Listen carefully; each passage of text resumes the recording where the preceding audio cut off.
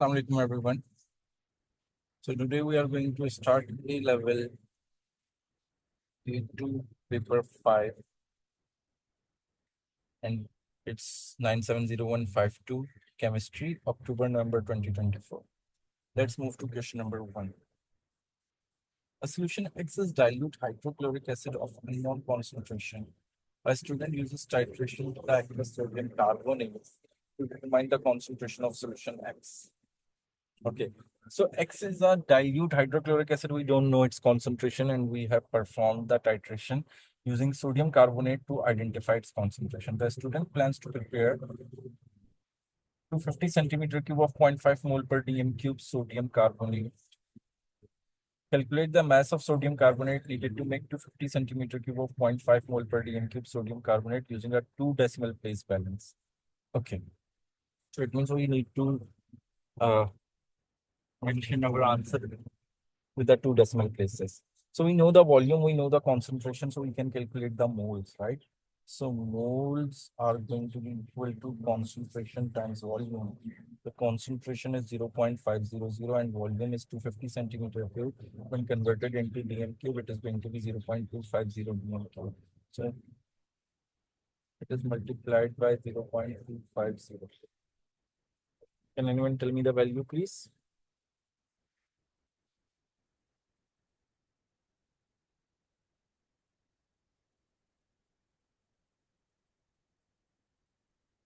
What are the moles we get?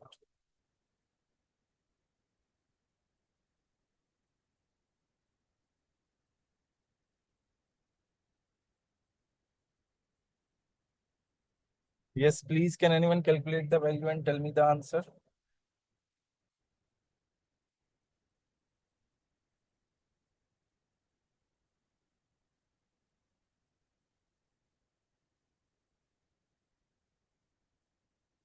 Yes. Okay, thank you, Hamad. So the moles are 0.125, right? We got the moles. So if we need to calculate the mass, so mass is equals to moles times MR, and moles are 0.125. And if you go for the MR of sodium carbonate, so it's 23 times 2 makes it 46, 12 times 1, 12, and 16 times 3, 48. So 412 is 60, 60, and 46 is 106. We got the MR, which is 106. Can anyone calculate and tell me the value, please?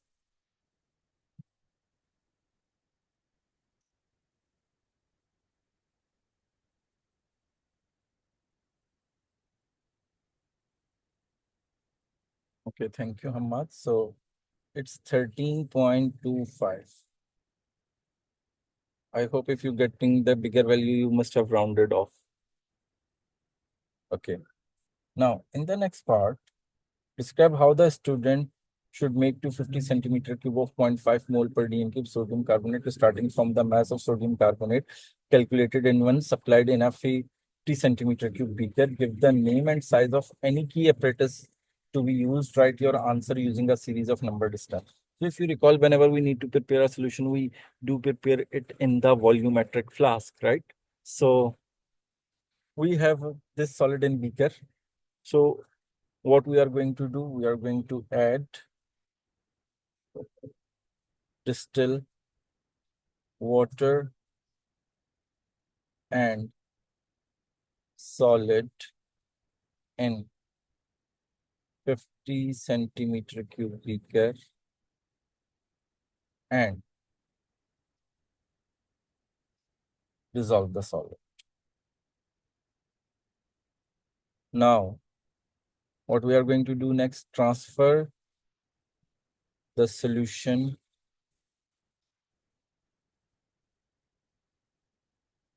into the volumetric flask.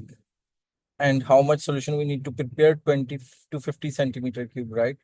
So volumetric flask of 250 centimeter cube.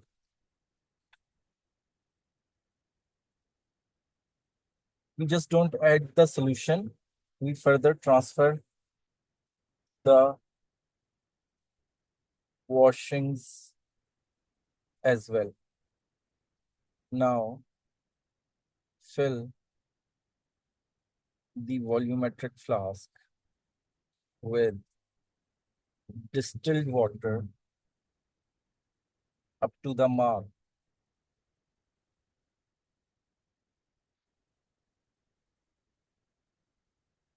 Put the stopper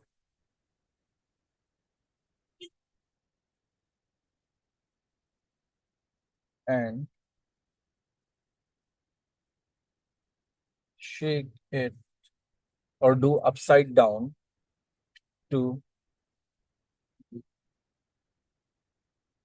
mix it well.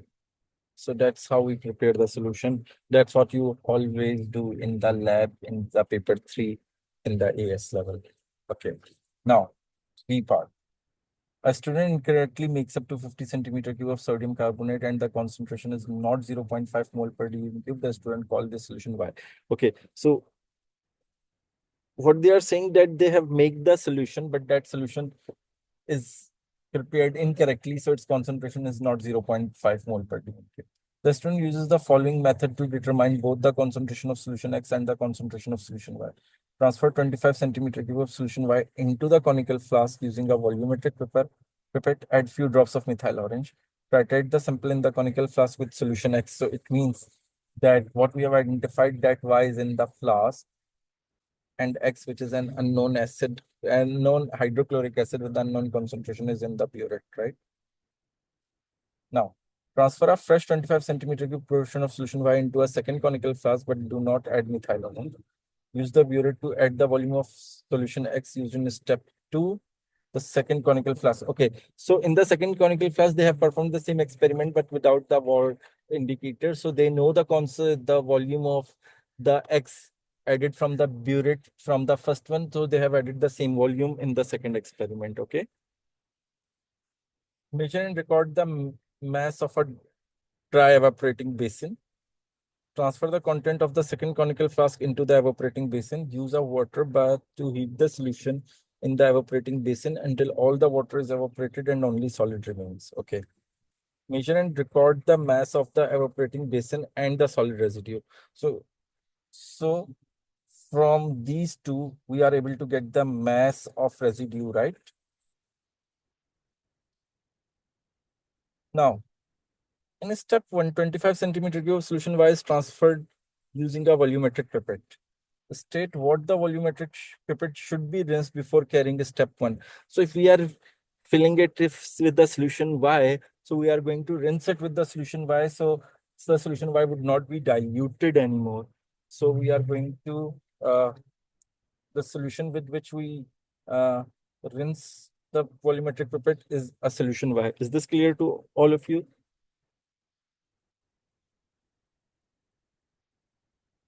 Okay. Now part 2, describe how the student detects the endpoint of the titration in step 2. So in step 2, we have added that is the first titration and we have added the indicator.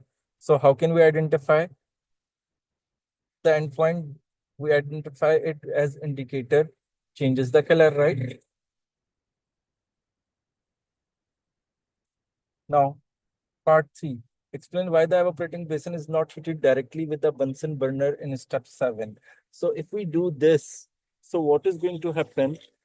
The solid form, because of a high temperature, that there is a chance that might some solid spit out of the container.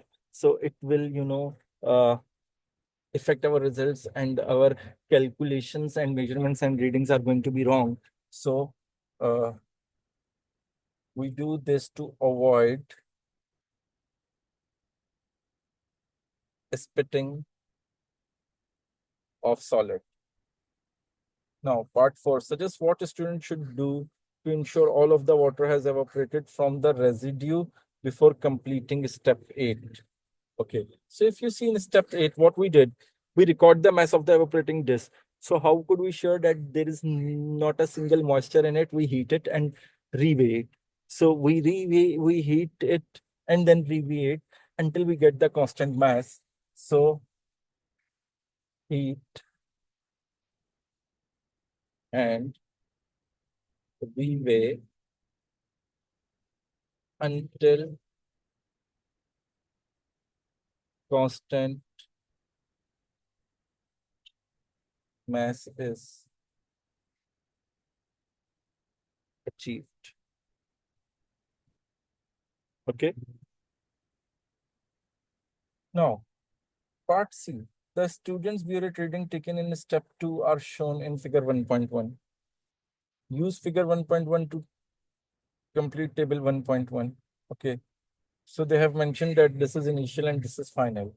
So for an initial, if you see, it is in the middle. So isn't it? It's 1.35. And over here, isn't it 14.85? Right? So the final reading is 14.85. The initial reading is 1.35. The volume of solution X is added. You just subtract these two values. So it's 13.50, right? Now, calculate the percentage error in the volume of solution X calculated in one show your working. Okay. So if you see the least count, what is the least count? Isn't it that the least count is 0.01? No, sorry. The least count is 0.1. So the uncertainty is going to be half of the least count, which means 0.05, right? And for this volume, that is 13.5, we have recorded the reading for twice from the burette. So the uncertainty goes twice. So it is going to be twice of 0.05 divided by the total volume, which we have measured, times 100. Can anyone calculate it and tell me the answer? Yes, Rohan or Abdurrahman or Bisma or Dua.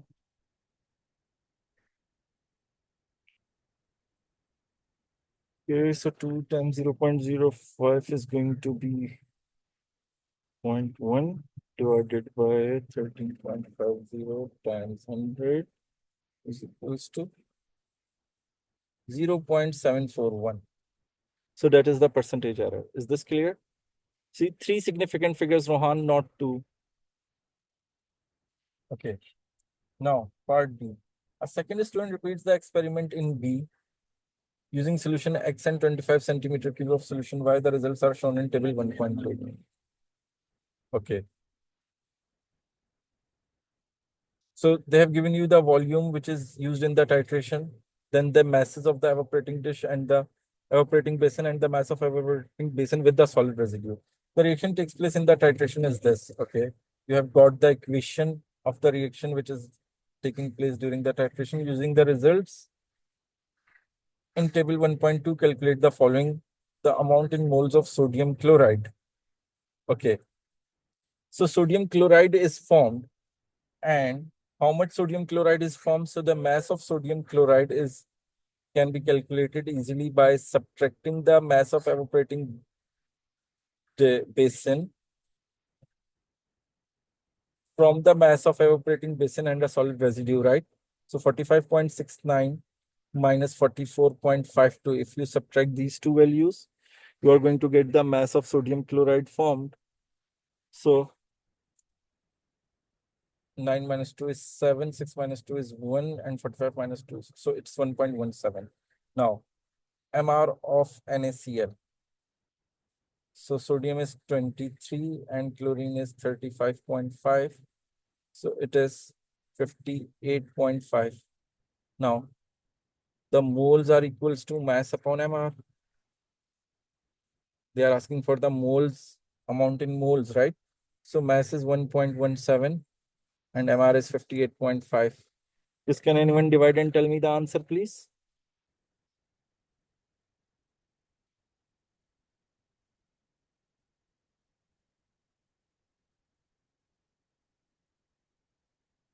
Yes, 1.17 divided by 58.5.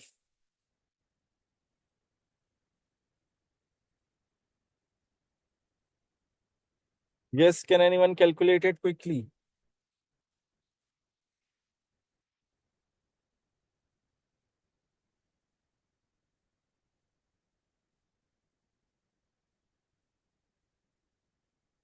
1.17 divided by 8.5. So it's 0.02. And for three significant figures, put it 0.0200. Thank you, Abdurrahman. Thank you, Rohan. Now, concentration of solution X and the concentration of solution Y. Okay. So see, got the moles of sodium chloride, and the mole ratio of sodium chloride with HCl is 1:1, and sodium chloride with sodium carbonate is 2:1. So X, this is X. Actually, this is X and this is Y. So we can easily calculate the concentration because we know its concentration, its volume we have used is 25 centimeter cube and its volume is 13.35 centimeter cube. Okay. So if I go for moles of X, so moles of X is equals to the moles of NaCl because their ratio is 1:1. So they are going to be 0.0200. Now, for the concentration of X, its mole 0.0200 divided by 13.35 over 1000 because we need to convert the volume into dm cube. Can anyone do this quickly? Now, if I go for moles of Y, so moles of Y are actually, if you see, it is 2:1. So R is going to half of the moles of sodium chloride. So moles of Y is equals to 0.0200 over 2. So they are going to be 0.0100. Now the concentration of Y is equals to 0.0100 divided by the volume uses 25 over 1000.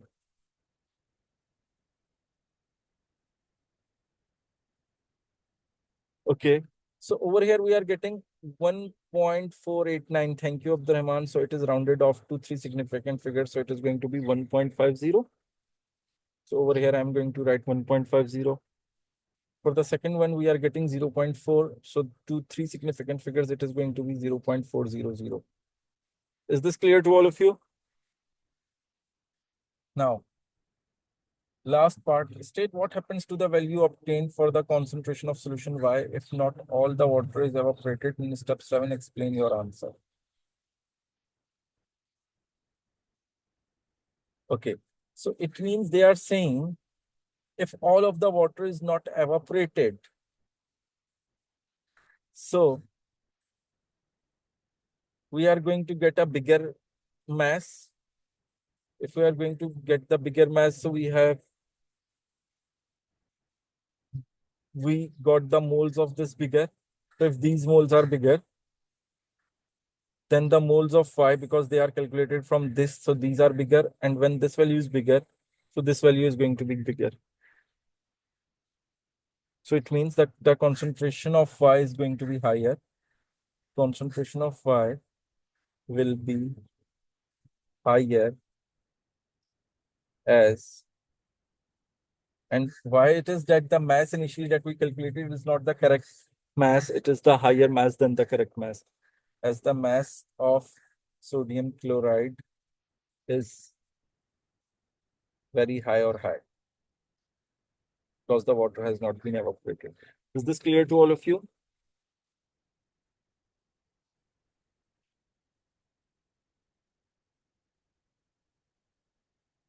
Now, question number 2. A group of students uses following method to investigate the change in the mass state takes place when metal M combines with sulfur to form metal sulfide. Okay. They they are going to what they are going to identify the change in mass when the metals M that we don't know reacts with the sulfur to form a metal sulfide. So how much mass has been added? In step 1, weigh a clean crucible and a lid using a balance, record the mass. In step 2, place a coiled length of a metal wire into the crucible and weigh the crucible, lid and wire. Step 3, cover the metal wire in the crucible with a large quantity of powdered sulfur and replace the lid. Okay. Heat the crucible in a fume hood until the crucible glows red. So see, we are using it in a fume hood, so it means some poisonous or toxic gas has been released. That's why we use a fuming hood. Okay.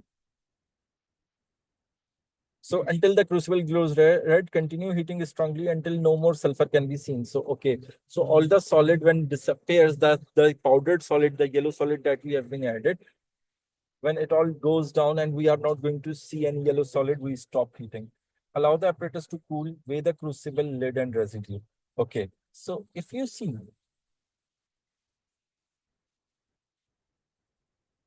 from these two, we will get the mass of metal, and then with these two, we are going to get the mass of metal sulfide. So we can able to know how much change in the masses, right? Okay. In A1, figure 2.1 shows how the apparatus is set up when heating crucible. In step 4, identify the missing piece of apparatus used to support the crucible during the heating. So if you recall, when you heat it in the practicals, there is some triangle thing over here, right? Which have some that we put it, and on that triangle thing, there are pipes on the metal wire forming a triangle, and we keep the crucible on it. So that is called pipe clay triangle.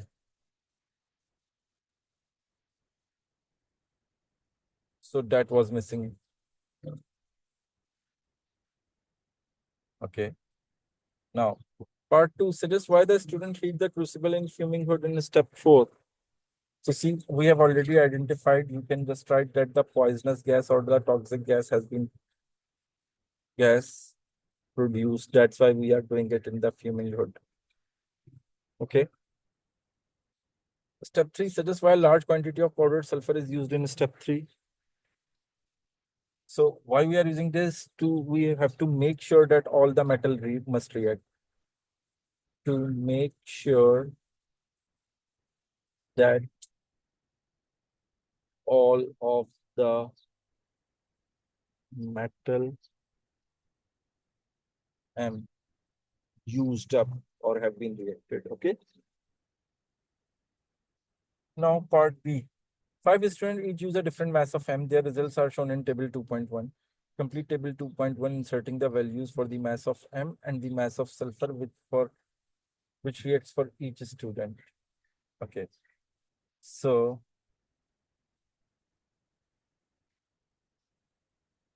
for mass of metal, we are going to subtract these two. Can anyone do it for me quickly?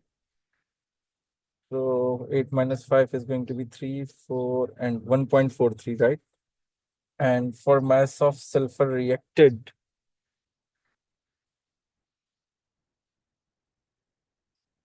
we are going to do these two. No.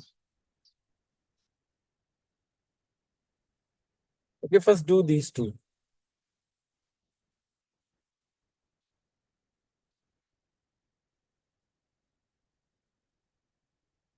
Can anyone do it and tell me the value, please? 39.42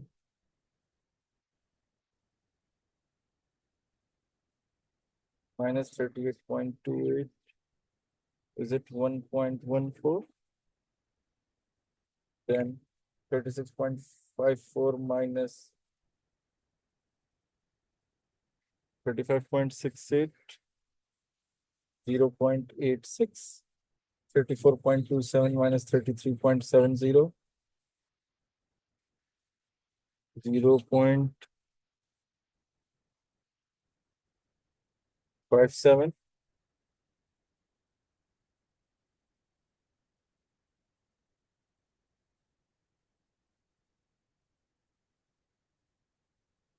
It's 38.28. Abdurrahman, it's not 38.2.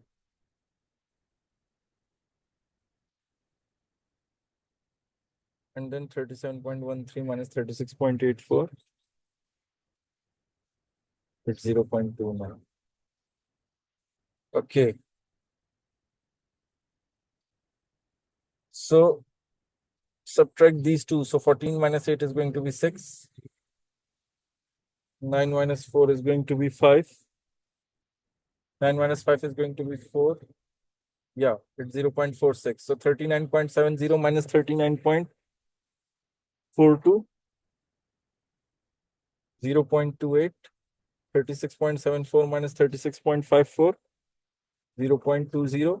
34.42 minus 34.27, 0.15.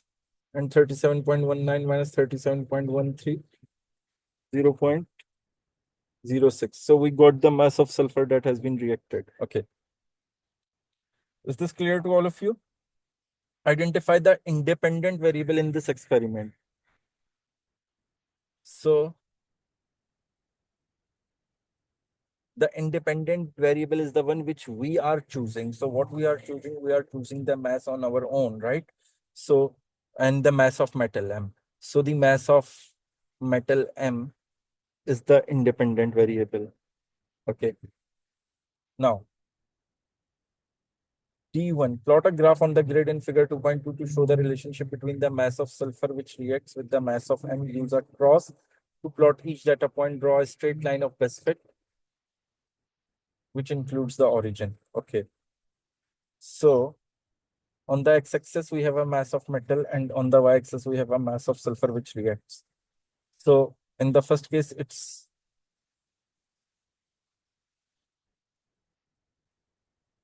1.43 and 0.46. 1.43. So 1.43, it is 1.5, so 1.43 is half. And with 1.43, it's 0.46. So 0.45. So the two small boxes is equal to 0.46. So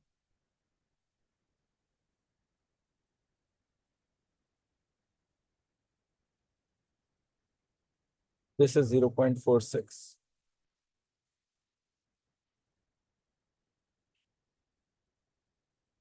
in the middle. So yeah, that is 0.46, right? 46, 47, 48, 49, yeah, 0.46. Then we have 1.14 and 0.28. 1.14. So 1.1, 1.12, 1.14, 1.14. Okay. So on 1.14, we have 0.28. So 1.14, 0.25, 0.28.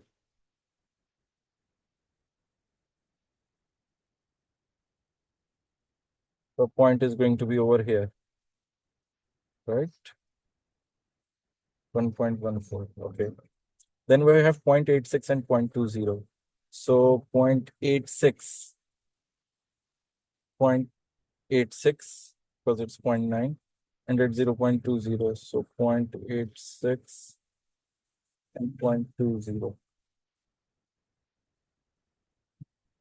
So it is over here, right? Then 0.57 and 0.15. So 0.57 and 0.15.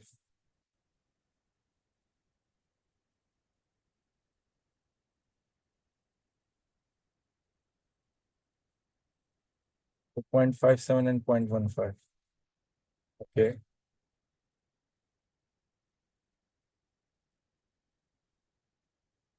Then we have 0.06 and 0.29. So 0.29 is going to be this, and 0.15. So 0.15. No, 0.29 and 0.06.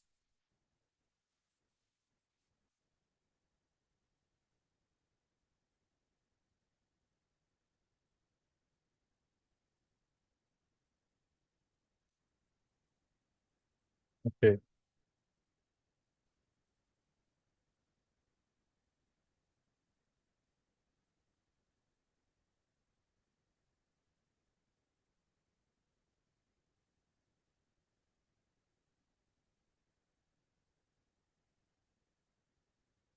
So now we have to draw the best fit line, which includes the origin as they have said. So if I include the origin,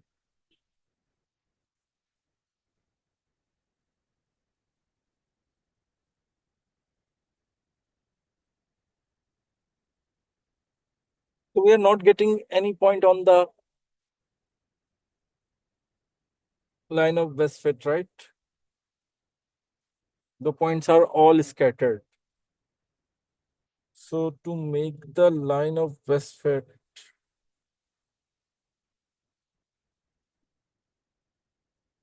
I think if you have to include the origin,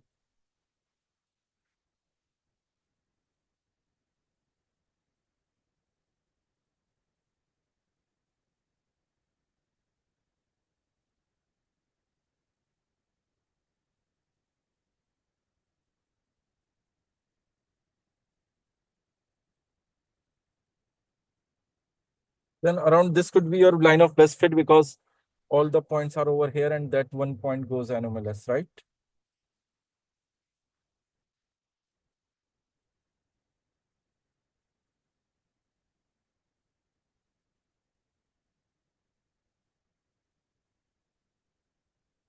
Okay. Now, circle the point on the graph which you consider to be most anomalous. Yeah, so see everyone. So just one reason why this anomaly may have occurred during the experimental procedure, as you know, error was made in the measurement of any mass. So it means we have taken all the masses recorded clearly. So this is the mass. So if we see, they are saying that there is no measurement error. So, and if we see that according to the line of best fit, it is going to be over here. So the mass of sulfur is actually must be over there, but it is higher than that. So, and they are saying that we didn't made any error in uh, measuring any mass. So if you go through these points,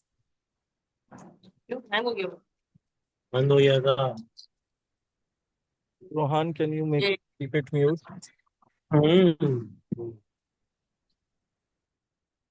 Okay. So where clean crucible basic cold. Okay. Cover the metal wire in the crucible with a large quantity of powdered sulfur and it will heat the crucible. So see, yeah, that can be option because see, they are saying that there is a no error in the, remember what they are saying that there is no error in the mass measurement. So heating continues strongly until no more sulfur can be seen. So it means that over here, all the sulfur must be used up. So all the sulfur must be removed, but it means that in this step 4, some of the sulfur is still there and has not been removed. That's why we are getting the error and that point is anomalous. Okay. So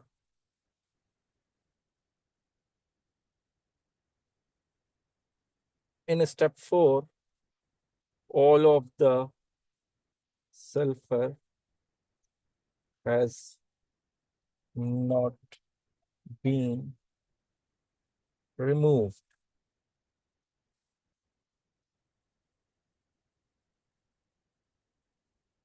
Is this clear?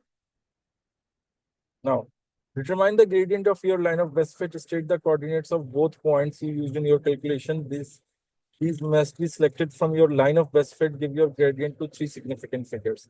Okay. So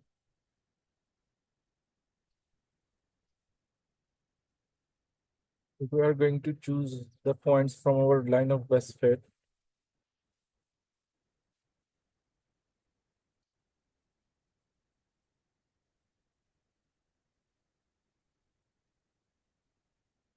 Can we choose this one?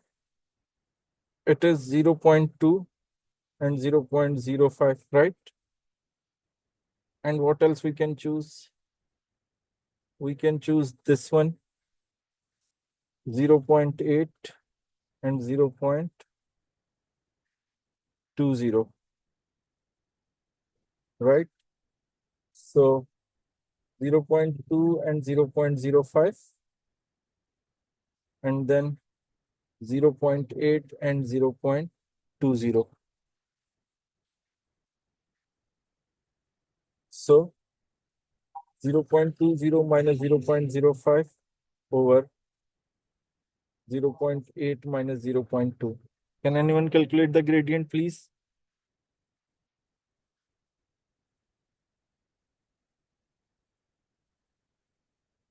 Yes, Rohan or Bisma.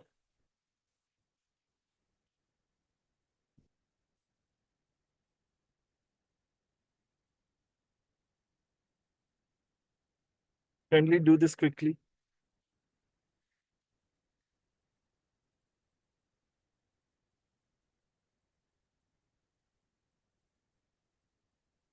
Zero point 0.20 minus 0.05.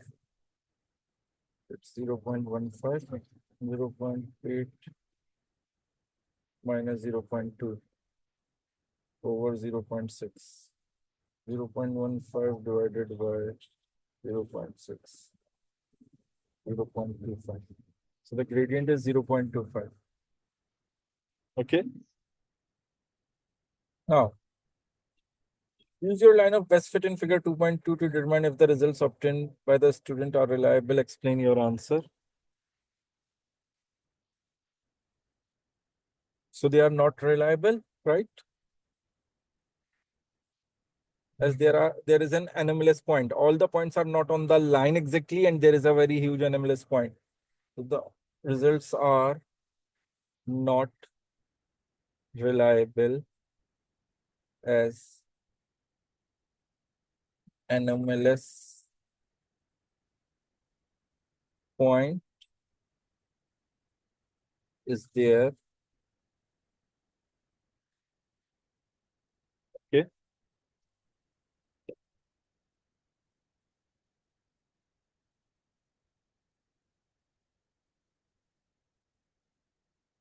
Now, part G. Another student suggests that the metal M used in this experiment is strontium, which forms a strontium sulfide when heated with sulfur. Reduce the gradient of the line of the best fit for the graph of mass of sulfur, which reacts against the mass of strontium for the compound strontium sulfide. Okay. So if it's strontium sulfide, if you see the grade graph, over here we have the mass of sulfur, and over here we have the mass of strontium, right? So the mass of sulfur is 32.1 and the mass of strontium is 87.6, right? Why we are taking these values? Because strontium sulfide has a formula of SRS. So one strontium and one sulfur. So the strontium is 87.6 and the AR of sulfur is 32.1. So if I go for a gradient, the gradient is what? Y minus x, y upon x, right? So 32.1 over 87.6. So if I do this, 32.1 divided by 87.6, it is equals to 0.366. Three significant figures. After 0.3664 is there, so we can ignore the 4. Okay. So we got the gradient. Now, use your answer to 1. Explain if the results of the experiment supports the student's suggestion. So over here, we are getting the gradient of 0.366 with the strontium. And our gradient is 0.25. So it's 0.366. So there is a difference, right? So the gradient from graph is different.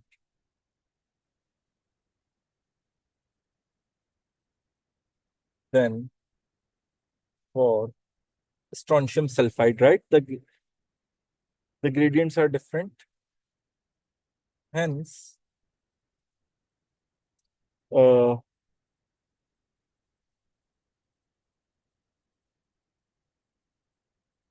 result does not support